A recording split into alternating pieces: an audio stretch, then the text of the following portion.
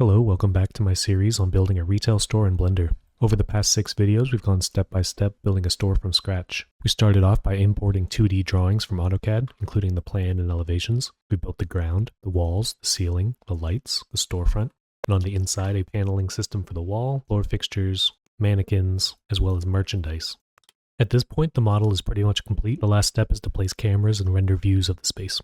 Looking at the plan of my store, I want one view from the outside looking in, one right at the entrance looking straight down, one from the side looking at this wall, and then the other side looking at this wall. And then I want another view of this cash wrap area and another view of this area in the back. So a total of 1, 2, 3, 4, 5, 6 cameras. In a previous video, I set up a single camera, 0 to go into the camera view. This is going to be my main storefront view. When setting up cameras, I like to think of them as being real cameras on tripods throughout the space. That means I want a realistic height, in this case 66 inches off the ground, about eye height, and I want them to be level. I don't want them to be tilted up or tilted down or Dutch tilted.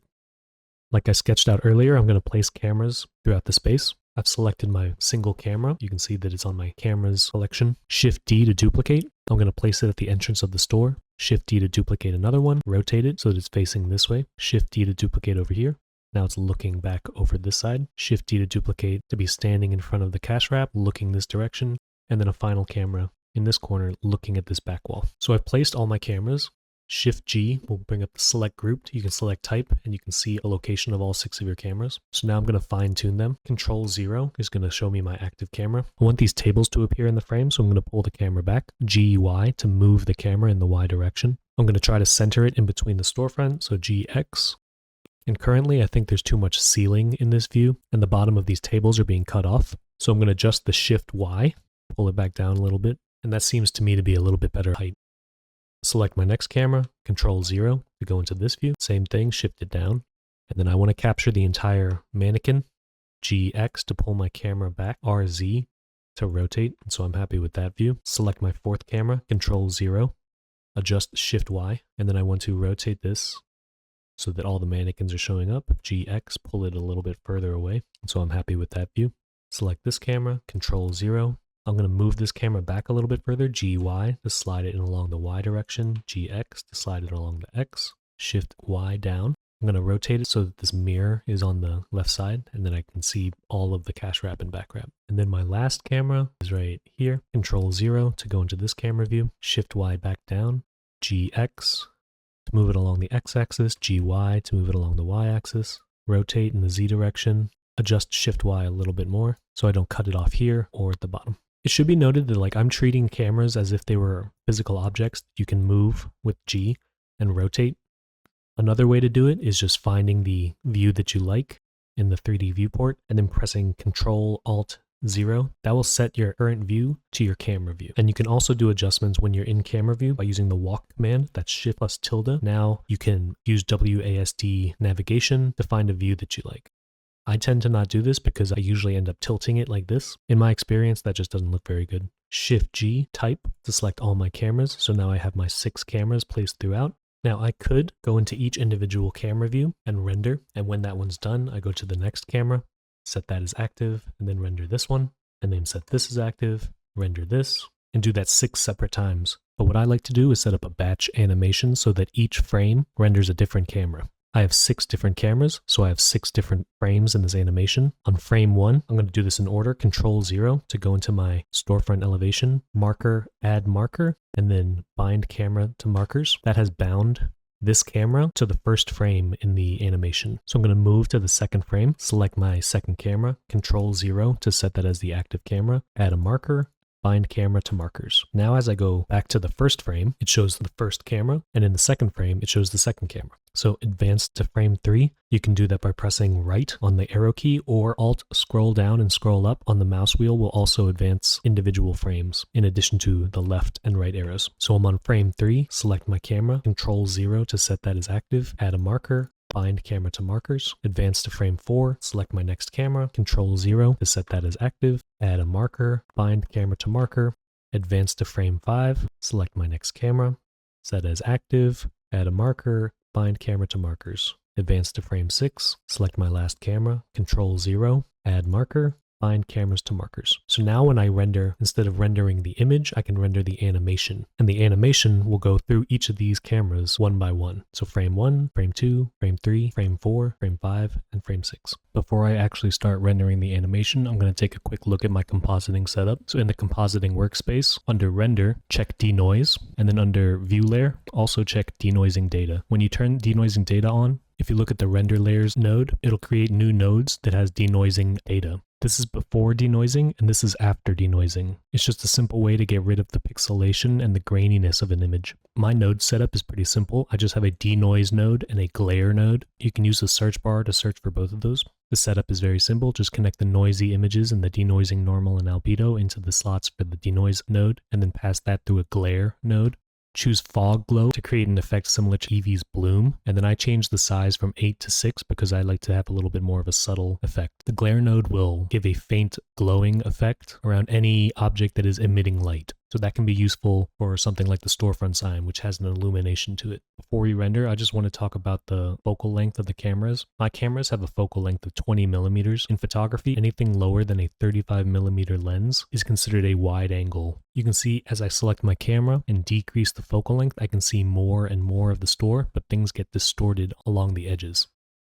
The other direction would be considered telephoto. So if I increase the focal length, it zooms in tighter. The field of view is decreased. In this case, I'm using 20 millimeters as my focal length. I'm currently on frame 3, but the start and end of my animation is 1 and 6 because I have a 6-frame animation. Make sure under output, you create a folder that you want your images saved in.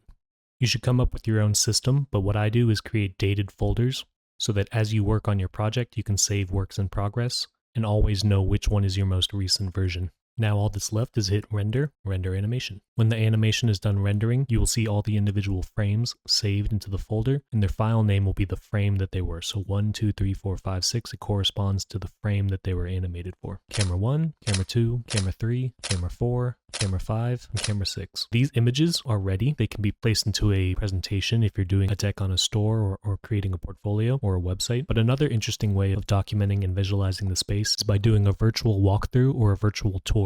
So websites like Matterport use 360 cameras to capture environments at various places throughout the space. And then you can look around the space as if you were inside of it. So you can look up, look down, look around, and then move to a different space in the model. You can achieve that same effect in Blender by creating a new camera. I'm going to place it right here in the center of my space. Shift A, camera, it's facing down. RX 90 to rotate it so that it faces front.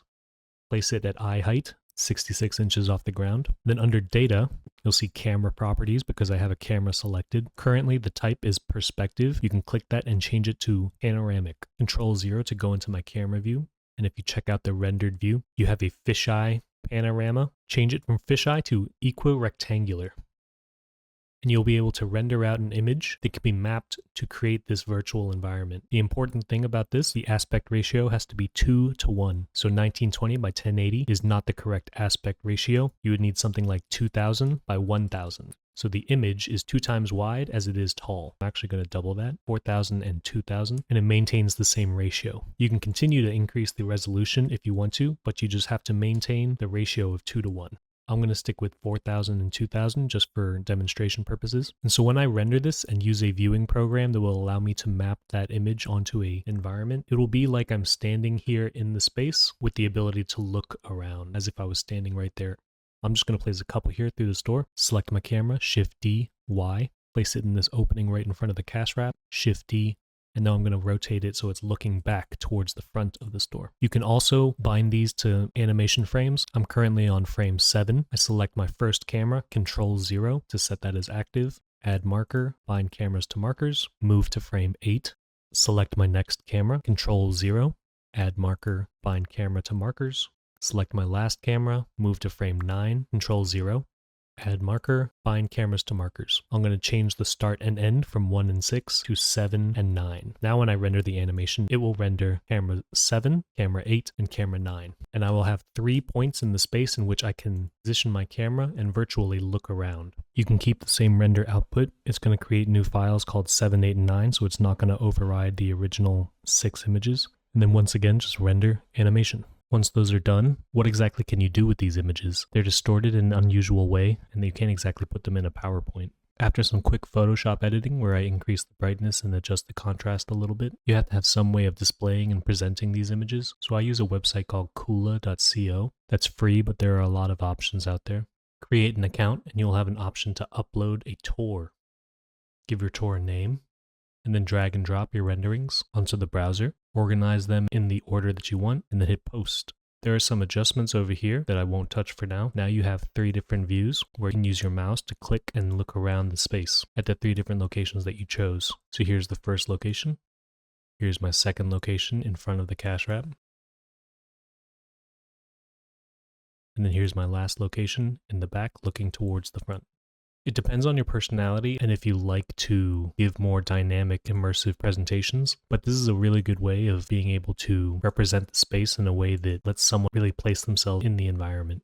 Of course, if you render this in high enough resolution, you can always just take screenshots of particular views that you can put into presentations. You can also zoom in and zoom out. Again, you probably don't want to zoom too far out because the angle gets extremely wide and things begin to get distorted. But it gives you the option of doing storytelling in addition to showing your chosen static views. You can say, when you walk in, the first thing you see is this. As you move into the space, you'll see this, and things like that. So that's it for the final part in this series on how to build a retail store in Blender. If you've enjoyed it, please like and subscribe. It really helps out the channel. In this video, we covered placing and adjusting cameras, setting up a batch animation, creating a virtual walkthrough of the model. I've used this exact workflow for over a decade with many different brands, and I wanted to share the experience with the 3D community and hopefully help someone out. If you have any questions or requests for future topics, please leave a comment. Thanks again for watching, and I'll see you in the next one.